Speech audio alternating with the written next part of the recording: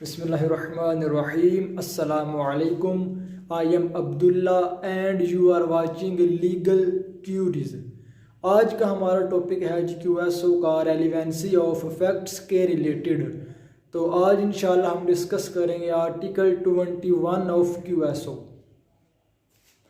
अगर हम आर्टिकल 21 की सब क्लॉज ए देखें तो वो ये कहती है कि any fact is relevant which shows a motive or preparation for any fact in issue or relevant fact, कि हर वो फैक्ट रेलिवेंट है जो फैक्ट इन इशू या रेलिवेंट फैक्ट के पीछे छुपे मोटिव और प्रिपरेशन को, मोटिव या प्रिपरेशन को शो करे, उनको ज़ाहिर करे। अब इसकी हम इलस्ट्रेशंस देखेंगे, इसकी हम एग्जांपल देखेंगे कि भाई मोटिव से क्या मुराद है। मोटिव से मुराद इरादा, इंटेंशन, नीयत। फॉर एग्जांपल अब पर्सन ए और पर्सन बी ये दोनों बहन भाई हैं। अब बी पर्सन ए की बहन है और पर्सन बी का पर्सन सी के साथ इलेजिटिमेट अफेयर चल रहा है और इस बात का पता ए को चल गया। जिस दिन ए को इस बात का पता चला उससे अगले दिन सी की डेड बॉडी मिली। तो इससे ज़ाहिर ये हुआ कि जैसे ही ए को अपनी बहन के इलेजिटिमेट अफेयर के बारे में पता चला तो उसने मोटिव क्रिएट किया कि भाई मैंने इसको अब जिंदा नहीं छोड़ना। तो इसकी अगर मैं एक और एग्जांपल आपको दूं तो ये थी दूसरी क्रिमिनल केस के हवाले से। अगर मैं सिविल केस के हवाले से इसकी आपको एग्जांपल दूं तो फॉर एग्जांपल कि एक बंदा है, दो बंदे हैं, उनके दरमियान उनके बिटवीन एक बॉन्ड एग्जीक्यूट हुआ, ठीक है। तो उसके कुछ अरसे बाद पर्सन बी इस बात से मुकर जाता है कि मैंने तो आपसे पैसे लिए ही नहीं, मुझे ज़रूरत ही नहीं मैं आपसे पैसे लूँ। तो पर्सन ए कहता है कि जब तुमने मुझसे पैसे लिए उस वक्त तुम्हें पैसों की अशद ज़रूरत थी, उस वक्त तुम बेरोज़गार थे, उस वक्त तुमसे नौकरी छिन गई थी, तो लिहाजा इसके पीछे एक मोटिव था, तुम्हारे पैसे मांगने के पीछे एक मोटिव था। तो हो सकता है कि मतलब कि तुम्हें ज़रूरत हो। तो इससे एक फैक्ट इन इशू समझने के रेलिवेंट फैक्ट को समझने में मदद मिलती है। तो अगर हम ये प्रिपरेशन की इलस्ट्रेशंस की बात करें तो इसकी हम दोनों एग्जांपल देखेंगे, सिविल के हवाले से भी और क्रिमिनल के हवाले से भी।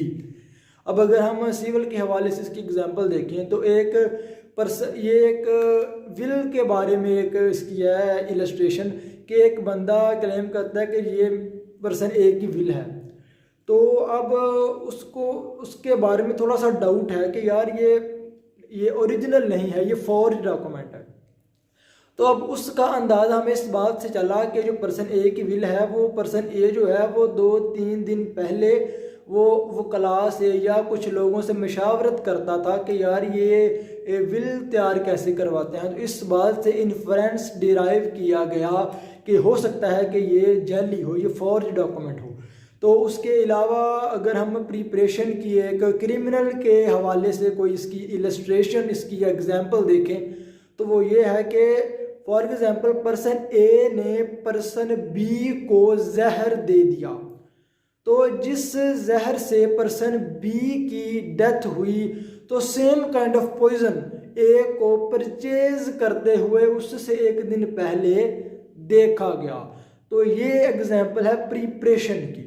तो ये हमारी सब क्लॉज 1 थी। अब हम जाएंगे अपनी सब क्लॉज 2 की तरफ के वो क्या कहते हैं। अब आर्टिकल 21 की सब क्लॉज बी हमें ये कहती है इन रेफरेंस टू सूट और प्रोसीडिंग और in reference to fact in issue और relevant fact conduct of any person an offence against whom is such subject conduct of party agent is relevant if such conduct influences or influenced by fact in issue or relevant fact, कि किसी भी suit या proceeding के हवाले से या किसी भी फैक्ट इन इशू और रेलिवेंट फैक्ट के हवाले से 3 तरह के लोगों का जो कंडक्ट होगा वो रेलिवेंट होगा, लेकिन शर्त यह है कि वो फैक्ट इन इशू या रेलिवेंट फैक्ट को इन्फ्लुएंस करते हो, या वो कंडक्ट फैक्ट इन इशू या रेलिवेंट फैक्ट से इन्फ्लुएंस होते हो। अब क्वेश्चन ये अराइज होता है कि वो तीन तरह के लोग कौन होंगे। Number 1, any person an offence against whom is such subject, मतलब के विक्टिम। और नंबर 2 पे आता है जी कंडक्ट ऑफ पार्टी। अब पार्टी में प्लेंटिफ भी आता है और डिफेंडेंट भी आता है।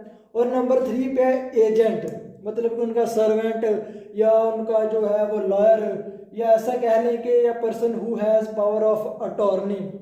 अब हम देखेंगे कि यार ये क्या बात हुई कि इन्फ्लुएंस करता हो, इन्फ्लुएंस होता हो, या मतलब कोई सूट और प्रोसीडिंग और कंडक्ट क्या है। अब हम इसको थोड़ा सा डिटेल के साथ इसको एक्सप्लेन करेंगे कि सबसे पहले हम देखेंगे कि ये जो कंडक्ट क्या है।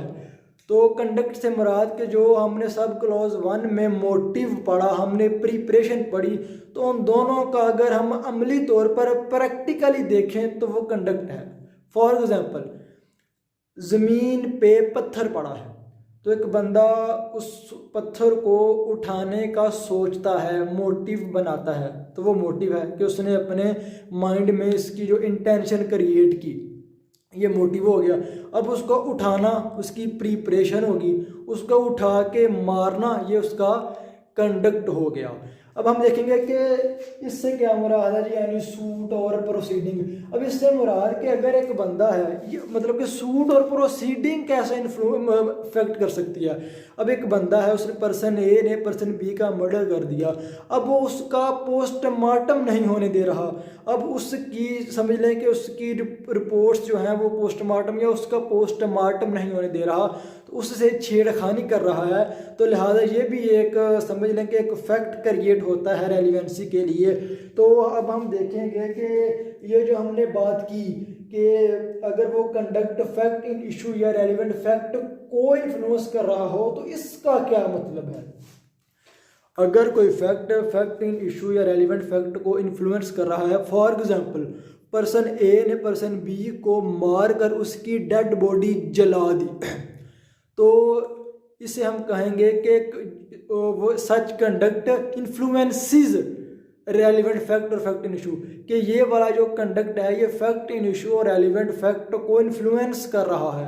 और अगर कोई पर्सन ए पर्सन बी को मार के एब्सकॉन्ड कर गया, भाग गया, इश्तिहारी हो गया, तो फिर ऐसा कंडक्ट फैक्ट इन इशू या रेलिवेंट फैक्ट से इन्फ्लुएंस होगा। तो ये था हमारा आज का topic, article 21 sub clause A and sub clause B. इंशाल्लाह आपसे मुलाकात होगी फर्दर वीडियोस में। अल्लाह हाफिज़। सॉरी, यहाँ पे मैं एक बात करनी भूल गया कि एक आखिरी जो उसके वर्ड्स थे इस आर्टिकल 21 की सब क्लॉज बी के, वो हमें ये कह रहे थे कि वेदर कंडक्ट प्रीवियस और सब्सिक्वेंट। अब सब्सिक्वेंट कंडक्ट से क्या मुराद है, प्रीवियस कंडक्ट से क्या मुराद है, मतलब कि ऐसा कंडक्ट जो मेन इंसिडेंट की अकरेंस से पहले हो वो प्रीवियस कंडक्ट होगा, और ऐसा कंडक्ट जो मेन इंसिडेंट की अकरेंस के बाद वाक़या हो वो हमारा होगा जी सब्सिक्वेंट कंडक्ट। तो ये हमारा आज का टॉपिक था जो क्लोज हो गया। इंशाल्लाह आपसे मुलाकात होगी नेक्स्ट वीडियोज़ में। अल्लाह हाफिज़।